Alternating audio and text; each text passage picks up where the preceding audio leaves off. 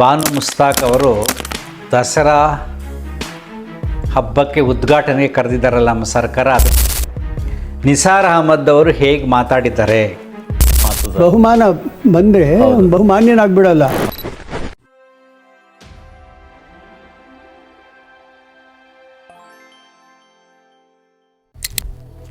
ನಮಸ್ಕಾರ ಸ್ನೇಹಿತರೆ.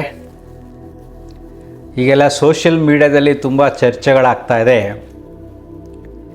ಬಾನು ಮುಸ್ತಾಕ್ ಅವರು ದಸರಾ ಹಬ್ಬಕ್ಕೆ ಉದ್ಘಾಟನೆಗೆ ಕರೆದಿದ್ದಾರಲ್ಲ ನಮ್ಮ ಸರ್ಕಾರ. ಅದಕ್ಕೋಸ್ಕರ ನಾನು ಒಂದು ವಿಡಿಯೋ ಮಾಡಿದ್ದೆ. ಚಾಮುಂಡಿ ದೇವಿ ಮತ್ತು ಬಾನು ಮುಸ್ತಾಕ್, ಸಾಹಿತಿ ಬಾನು ಮುಸ್ತಾಕ್ರವರನ್ನು ಧರ್ಮದ ಆಧಾರಿತವಾಗಿ ಆಗ ಒಬ್ಬರು ನನಗೆ ಎರಡು ವಿಡಿಯೋ ಕಳಿಸಿದ್ರು. ನಿಸಾರ್ ಅಹಮದ್ ಅವರು ಹೇಗೆ ಮಾತಾಡಿದ್ದಾರೆ ಅವರನ್ನು ಉದ್ಘಾಟನೆಗೆ ಕರೆದಿದ್ದಾಗ ಅಂತ ಅದೊಂದು ವಿಡಿಯೋ ಈಗ ಹಾಕ್ತೀನಿ ಕೇಳಿ. ಅದಾದಮೇಲೆ ಬಾನು ಮುಸ್ತಾಕ್ ಅವರು ಕನ್ನಡದ ಬಗ್ಗೆ ಏನು ಮಾತಾಡಿದ್ದಾರೆ ಆ ವಿಡಿಯೋನೂ ಕಳಿಸಿದ್ದಾರೆ. ಅದರ ಬಗ್ಗೆ ಒಂದು ಸರಳವಾದ ವಿಶ್ಲೇಷಣೆ. ಈಗ ನಿಸಾರ್ ಅಹಮದ್ ಅವರ ವಿಡಿಯೋ ನೋಡಿ. ನಿಮಗೆ ಪ್ರಶಸ್ತಿಗಳು ಸಾಕಷ್ಟು ಲಭಿಸಿದೆ. ಇಂಥ ಅದ್ಭುತವಾದ ಕೃತಿಗಳಿಗೆ, ವಿಮರ್ಶೆಗಳಿಗೆ, ನಾಟಕಗಳು, ಪದ್ಯ ಸಂಕಲನಗಳು, ಇದೆಲ್ಲದಕ್ಕೂ ಸೇರಿಸಿ ನಿಮ್ಮ ಸಮಗ್ರ ಕೃತಿಗಳಿಗೆ ನಿಮಗೆ ಹಲವಾರು ಪ್ರಶಸ್ತಿಗಳು ಬಂದಿದೆ. ನೀವು ಮನೆಯಲ್ಲಿ ಇಡೋಕ್ ಜಾಗ ಇಲ್ಲ, ಕಟ್ಟಿಟ್ಬಿಟ್ಟು. ಖಂಡಿತ, ಹೌದು ಹೌದು ಸರ್. 2008 ಪದ್ಮಶ್ರೀ, ಅದಲ್ಲದೆ ನಮ್ಮ ಕನ್ನಡ ಸಾಹಿತ್ಯದಲ್ಲಿ ನೀಡುವಂಥ ಅತ್ಯುನ್ನತ ಪ್ರಶಸ್ತಿಯಾದ ಪಂಪ ಪ್ರಶಸ್ತಿ ಕೂಡ ತಮಗೆ ಲಭಿಸಿದೆ. ಪ್ರಶಸ್ತಿಗಳ ಸ್ವೀಕರಿಸಬೇಕಾದ್ರೆ ನಿಮಗೆ ಮನಸ್ಸಿನಲ್ಲಾದಂಥ ಇದೆಲ್ಲಕ್ಕಿಂತ ಹೆಚ್ಚಾಗಿ ಇನ್ನೊಂದು ಸಾಹಿತ್ಯೇತರವಾದ ಒಂದು ಪ್ರಶಸ್ತಿಯನ್ನು ಸಿಕ್ಕಿದೆ ಈಚೆಗೆ.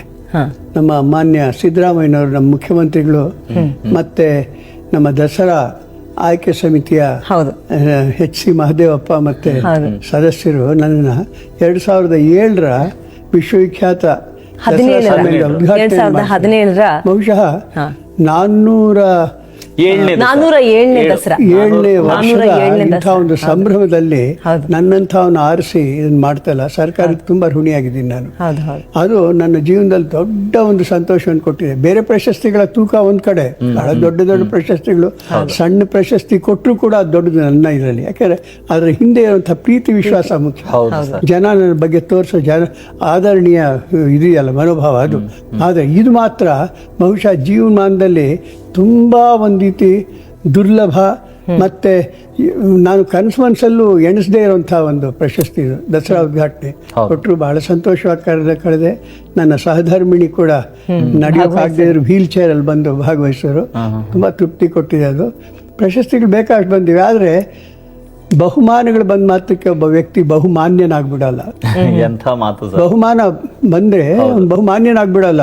ಅದು ಇನ್ನೂ ಒಳ್ಳೆಯ ಕೆಲಸವನ್ನ, ಇನ್ನೂ ಬಹಳ ಒಂದು ರೀತಿ ವೈವಿಧ್ಯಮಯವಾದ ಕೆಲಸವನ್ನು ಮಾಡೋದಕ್ಕೆ ಅದು ಪ್ರೇರಣೆ ಕೊಡಬೇಕು. ನೋಡಿ, ಈ ವಿಡಿಯೋ ಎಷ್ಟೊಂದು ಅದ್ಭುತವಾಗಿ ಹೇಳಿದ್ದಾರೆ ಅಂದರೆ, ಬಹುಮಾನ ಪಡೆದವರೆಲ್ಲ ಬಹುಮಾನ್ಯರಾಗುವುದಿಲ್ಲ.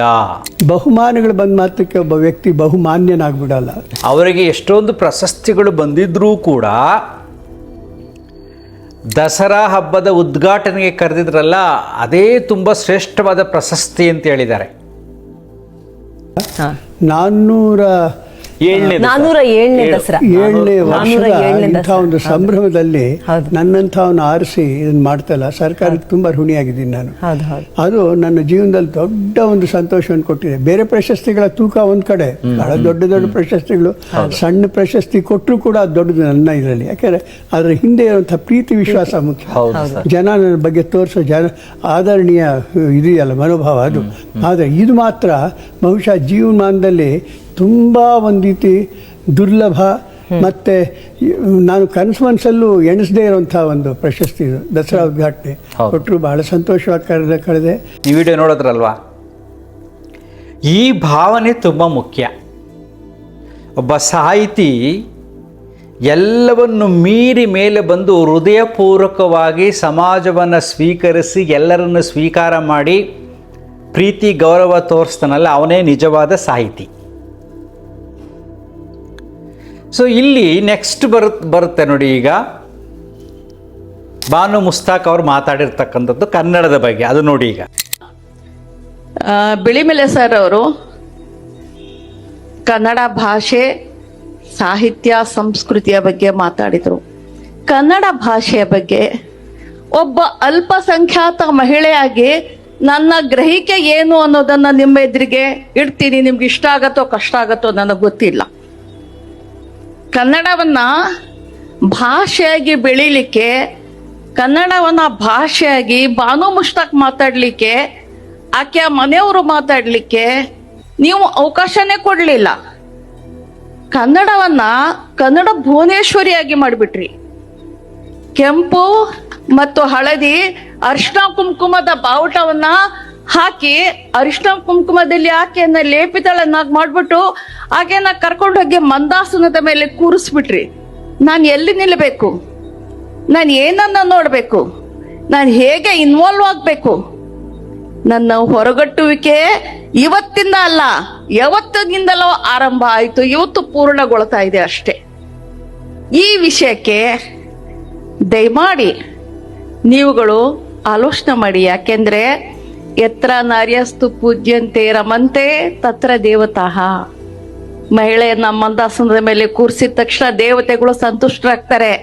ಇಲ್ಲೂ ಕೂಡ ಕನ್ನಡಮ್ಮನ್ನ ದೇವಸ್ಥಾನದಲ್ಲಿ ಕೂರಿಸಿ ಮಂದಾಸನದ ಮೇಲೆ ಕೂರಿಸಿ ಮಹಿಳೆಯನ್ನ ಹೇಗೆ ತುಳಿತಾ ಇದ್ದೀರೋ, ದೌರ್ಜನ್ಯ ಮಾಡ್ತಾ ಇದ್ದೀರೋ, ಹಿಂಸೆ ಮಾಡ್ತಾ ಇದ್ದೀರೋ, ಈ ತರ ಕನ್ನಡ ಭಾಷೆ ಮೇಲೆ ಕೂಡ ನೀವುಗಳು ದೌರ್ಜನ್ಯ ಮಾಡ್ತಾ ಇದ್ದೀರಿ. You are answerable to me. ನನಗೆ ಉತ್ತರ ಕೊಡಬೇಕಾದಂತ ಒಂದು ಗೋಡೆಗೆ ಒತ್ತರಿಸ್ತಾ ಇದ್ದೀನಿ ನಾನು. ನಿಮಗೆ ಉತ್ತರ ಕೊಡಿ. ನನಗೆ ಕನ್ನಡವನ್ನ ಭುವನೇಶ್ವರಿಯನ್ನಾಗಿ ಮಾಡಿ, ಕನ್ನಡದ ರಥವನ್ನು ಎಳೆದು, ಕನ್ನಡದ ಜಾತ್ರೆಯನ್ನು ಮಾಡಿ, ಕನ್ನಡದ ಪರಿಷೆಯನ್ನು ಮಾಡಿ ಏನ್ ಮಾಡಿದ್ರಿ? ನನ್ನನ್ನು ಹೊರಗಟ್ಲಿಕ್ಕೆ ಎಷ್ಟು ಹುನ್ನಾರ ಬೇಕಿತ್ತ ನಿಮಗೆ? ನೋಡಿ, ಇದರಲ್ಲಿ ಏನು ಹೇಳಿದ್ದಾರೆ ಅವರು. ನಾವೆಲ್ಲ ಕನ್ನಡ ಮಾತಾಡ್ತಾ ಇದ್ವಿ, ಕನ್ನಡದ ಬಗ್ಗೆ ನಮಗೆ ಎಲ್ಲ ಚಿಂತನೆಗಳಿತ್ತು. ನನ್ನನ್ನು ಸಪ್ರೇಟ್ ಮಾಡೋಕ್ಕೋಸ್ಕರ ನಾವು ಅಲ್ಪಸಂಖ್ಯಾತರು ಭುವನೇಶ್ವರಿಯಾಗಿ ಮಾಡಿ ಮಂದಹಾಸನದಲ್ಲಿ ಕೂರಿಸಿದ್ದೀರಾ ನೀವು. ಅದಕ್ಕೆ ಅರಿಶಿಣ ಕುಂಕುಮ ಇದೆಲ್ಲ ಹಾಕಿ ದೇವರನ್ನಾಗಿ ಮಾಡಿದ್ದೀರಾ. ನನ್ನನ್ನು ಹೊರಗಡೆ ತಳ್ಳೋಕೆ ಅನ್ನತಕ್ಕಂಥ ಭಾವದಲ್ಲಿ ಮಾತಾಡಿದ್ದಾರೆ. ಈಗ ಅದೇ ವ್ಯಕ್ತಿ ದಸರಾ ಹಬ್ಬದ ಉದ್ಘಾಟನೆಗೆ ಚಾಮುಂಡೇಶ್ವರಿ ಇರುವಾಗ ಆ ದೇವಿಯನ್ನೇ ಸ್ವೀಕಾರ ಮಾಡಿ ಉದ್ಘಾಟನೆ ಮಾಡೋಕ್ಕೆ ಒಪ್ಕೊಂಡಿದ್ದಾರೆ. ಜೊತೆಗೆ ಅರಿಶಿಣ ಕುಂಕುಮದ ಸಮೇತ ಬಾಗಿನವನ್ನು ಕೊಟ್ಟಾಗ ಅದನ್ನು ಸ್ವೀಕಾರ ಮಾಡಿದ್ದಾರೆ. ಬಾನು ಮುಷ್ತಾಕ್ಗೆ ಬಾಗಿನ ನೀಡಿದ್ದಾರೆ ಕಲಾವಿದೆ. ಹಾಸನದ ಮನೆಗೆ ಆಗಮಿಸಿ ಹಿಂದೂ ಸಂಪ್ರದಾಯದಂತೆ ಬಾಗಿನ ಅರ್ಪಣೆ ಮಾಡಿದ್ದಾರೆ. ಬೆಂಗಳೂರಿನ ಕಲಾವಿದೆ ಅಮ್ಮನ ಮಡಿಲು ಸಂಸ್ಥಾಪಕಿ ಶಶಿಕಲಾ ಅವರಿಂದ ಬಾಗಿನ ಅರ್ಪಣೆ ಮಾಡಲಾಗಿದೆ. ಹೂ, ಬಳೆ, ಸೀರೆ, ಅರಿಶಿಣ ಕುಂಕುಮ ನೀಡಿ ಶುಭ ಹಾರೈಸಿದ್ದಾರೆ. ಆವಾಗ ಅವರೇನು ಹೇಳಿದ್ರು ಕನ್ನಡದ ಬಗ್ಗೆ, ಸ್ವಲ್ಪ ಪುಸ್ತಕದ ಜ್ಞಾನ ಮಸ್ತಕದಲ್ಲಿತ್ತು, ಇನ್ನೂ ಹೃದಯಕ್ಕೆ ಇಳಿದಿರಲಿಲ್ಲ. ಯಾವುದೇ ಸಾಹಿತಿ ಒಂದೇ ಸಾರಿ ಪರಿಪೂರ್ಣವಾಗಿ ಅವನು ವಿಕಸಿತ ಆಗುವುದಿಲ್ಲ, ಟೈಮ್ ತಗೊಳ್ಳುತ್ತೆ. ಕೆಲಸ ಒಂದೇ ಸಾರಿ ದಿಢೀರಂತ ಅವರಲ್ಲಿ ಒಂದು ರೀತಿಯ ಜ್ಞಾನೋದಯ ಆಗುತ್ತೆ, ಬುದ್ಧನಿಗೆ ಆದ ರೀತಿ. ಈಗ ಬಾನು ಮುಸ್ತಾಕ್ ಅವರು ಇದನ್ನು ಆಹ್ವಾನವನ್ನು ಸ್ವೀಕಾರ ಮಾಡಬೇಕು ಅಂದರೆ ಈಗ ಅವರಲ್ಲಿ ಮಸ್ತಕದ ಜ್ಞಾನ ಹೃದಯಕ್ಕೆ ಇಳಿದಿದೆ. ಚಾಮುಂಡಿ ದೇವಿಯ ಎದುರುಗಡೆ ಅವರು ಇನಾಗ್ರೇಷನ್ ಮಾಡಿದಾಗ ಅವರಿಗೆ ಮನಸ್ಸು ಪರಿಪೂರ್ಣವಾಗುತ್ತೆ. ಭಾವನೆಗಳು ಎಲ್ಲ ಜಾತಿ ಮತ್ತು ಧರ್ಮವನ್ನು ಮೀರಿ ಮಾನವ ಧರ್ಮದ ಕಡೆ ಅದು ವಾಲುತ್ತೆ. ಆಗಲೇ ಅವರು ಪರಿಪೂರ್ಣವಾದ ಸಾಹಿತಿಯಾಗಲು ಸಾಧ್ಯ. ಸಾಹಿತಿಗಳು, ವಿಜ್ಞಾನಿಗಳು ಯಾರೇ ಆಗಲಿ ಮಾನವನ ಏಳಿಗೆಗಾಗಿ ಶ್ರಮಿಸತಕ್ಕಂಥ ಜೀವಿಗಳು, ವ್ಯಕ್ತಿಗಳು, ಅವತಾರಗಳು ಅಂತ ಬೇಕಾದ್ರೆ ಅಂದ್ಕೊಳ್ಳಿ. ಇಲ್ಲಿ ಒಂದು ಮುಖ್ಯವಾದ ಚಿಂತನೆ ಮಾಡಿ ನೋಡಿ ನೀವು.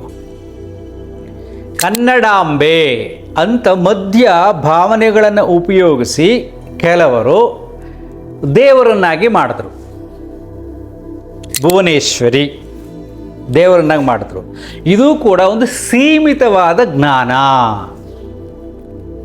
ಇದನ್ನು ಅರ್ಥ ಮಾಡ್ಕೊಳ್ಳಿ, ತುಂಬ ಸೀಮಿತವಾದದ್ದು.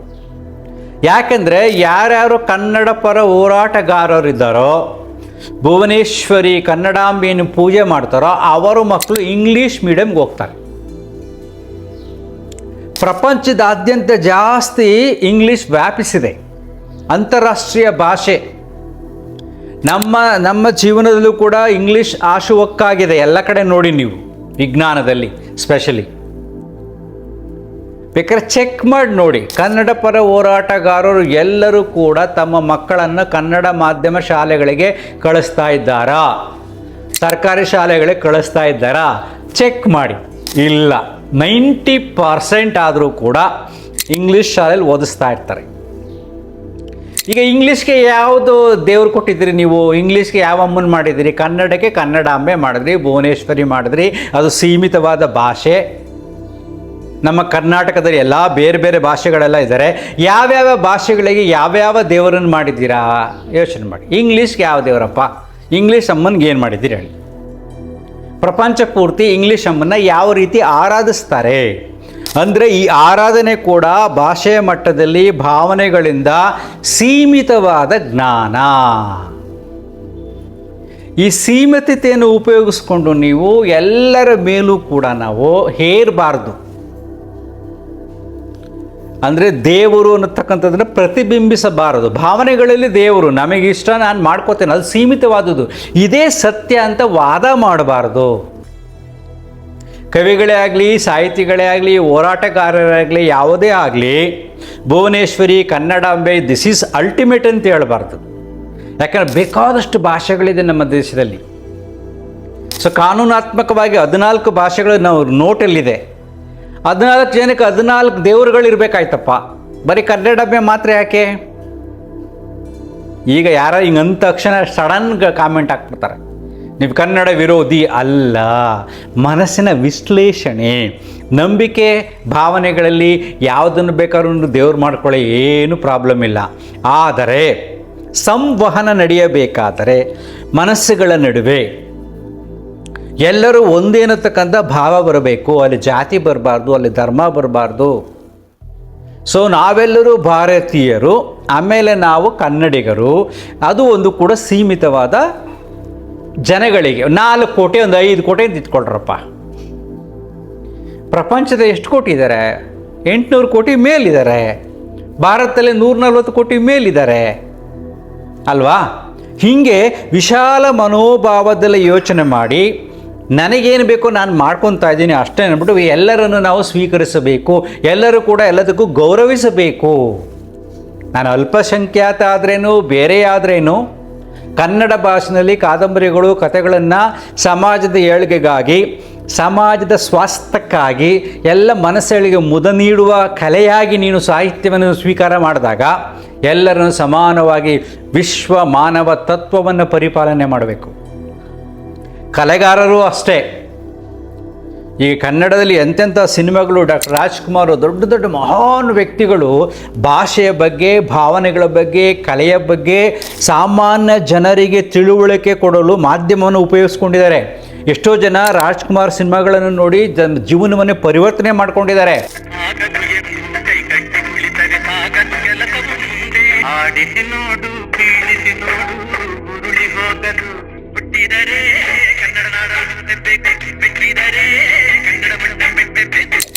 ಆಗ ಆ ರೀತಿ ಇತ್ತು, ಈಗಲ್ಲ. ಈಗೆಲ್ಲವನ್ನು ಕೂಡ ಎಂಟರ್ಟೈನ್ಮೆಂಟ್ ಮೀಡಿಯಾ ಮಾಡ್ಕೊಂಡಿದ್ದಾರೆ. ಬರೀ ಆನಂದಕ್ಕಷ್ಟೇ, ಖುಷಿ ಪಡೋದು, ಏನೋ ಇಮ್ಯಾಜಿನೇಷನು, ಟೈಮ್ ಪಾಸ್, ಆ ಥರ ಮಾಡ್ತಿದ್ದಾರೆ. ಬಟ್ ಹಿಂದೆ ಮಾಧ್ಯಮವನ್ನು, ಸಿನಿಮಾವನ್ನು ಒಂದು ಜ್ಞಾನವನ್ನು ಪ್ರಸಾರ ಮಾಡೋದಕ್ಕೋಸ್ಕರ ಉಪಯೋಗಿಸ್ತಾ ಇದ್ರು. ಸಾಹಿತ್ಯ ಜ್ಞಾನ ಪ್ರಸಾರ ಮಾಡ್ತಾಯಿತ್ತು, ಕವನಗಳು ಜ್ಞಾನ ಪ್ರಸಾರವನ್ನು ಮಾಡ್ತಾಯಿತ್ತು. ಇದು ಸಾಹಿತ್ಯ ಆಗಬೇಕು, ಸಾಹಿತ್ಯ ಸೇವೆ ಆಗಬೇಕು. ಸೊ ಈ ದಿಶೆಯಲ್ಲಿ ಯೋಚನೆ ಮಾಡಿದಾಗ ಬಾನು ಮುಸ್ತಾಕ್ರವರು ಈಗ ಬದಲಾವಣೆ ಆಗಿದ್ದಾರೆ. ಪುಸ್ತಕದ ಜ್ಞಾನ ಮಸ್ತಕಕ್ಕೆ ಬಂದು ಹೃದಯಕ್ಕೆ ಇಳಿದಿದೆ. ಹೃದಯಕ್ಕೆ ಬಂದು ಅದೇನಾಗುತ್ತೆ, ಸಮಾಜವನ್ನು ಸ್ವೀಕಾರ ಮಾಡತಕ್ಕಂಥ ಮನಸ್ಥಿತಿ ಬಂದಿದೆ. ನಾವು ಅವರನ್ನು ದ್ವೇಷಿಸುವುದು ಬೇಡ. ಎಷ್ಟು ಪ್ರೀತಿಸ್ತೀವೋ, ಎಷ್ಟು ಗೌರವಿಸ್ತೀವೋ, ಆಗ ಅವರ ಮನಸ್ಸುಗಳು ಬದಲಾಗ್ತವೆ. ಇದು ಮುಖ್ಯ. ನಾವು ಇದು ಸನಾತನ ಸಂಸ್ಕೃತಿ ಅದ್ಭುತವಾದ ಜ್ಞಾನ. ಸರ್ವೇ ಜನ ಸುಖಿನೋ ಭವಂತು. ನಮ್ಮನ್ನು ದ್ವೇಷಿಸುವವರನ್ನು ಪ್ರೀತಿಸಬೇಕು, ಸೇಮ್ ಟೈಮ್ ಎಚ್ಚರಿಕೆಯಿಂದಲೂ ಕೂಡ ನಾವು ಇರಬೇಕು. ಸೊ ನಮ್ಮವರು ಭಾರತೀಯರು, ಕನ್ನಡಿಗರು ಅಂತ ಅಭಿಮಾನ ಇರಬೇಕು. ಆದರೆ ಕನ್ನಡಿಗರೇ ಬೇರೆ ಅಲ್ಲ, ಭಾರತೀಯರು ಅಂತ ಬಂದಾಗ ಭಾಷೆಯನ್ನು ಮೀರಿ ಭಾವ ಬೆಳೆಯುತ್ತೆ. ಆಗ ನಾವು ಭಾರತೀಯರಾಗ್ತೀವಿ. ಅದೇ ಶ್ರೇಷ್ಠವಾದ ಭಾಷಾ ಜ್ಞಾನ, ದೇಶ ಭಕ್ತಿ, ದೇಶಾಭಿಮಾನಿ ಅಂದಾಗ ಭಾರತದಲ್ಲಿ ಎಲ್ಲರೂ ಬರ್ತಾರೆ. ಸ್ವೀಕರಿಸೋಣ, ದಸರಾಕ್ಕೆ ಹೋಗಿ ಸಂಭ್ರಮಿಸೋಣ. ಮೈಸೂರು ದಸರಾ ಎಷ್ಟೊಂದು ಸುಂದರ. Thank you. ಅಂತರ್ಮುಖಿ ಸದಾ ಸುಖಿ. ನಮಸ್ಕಾರ.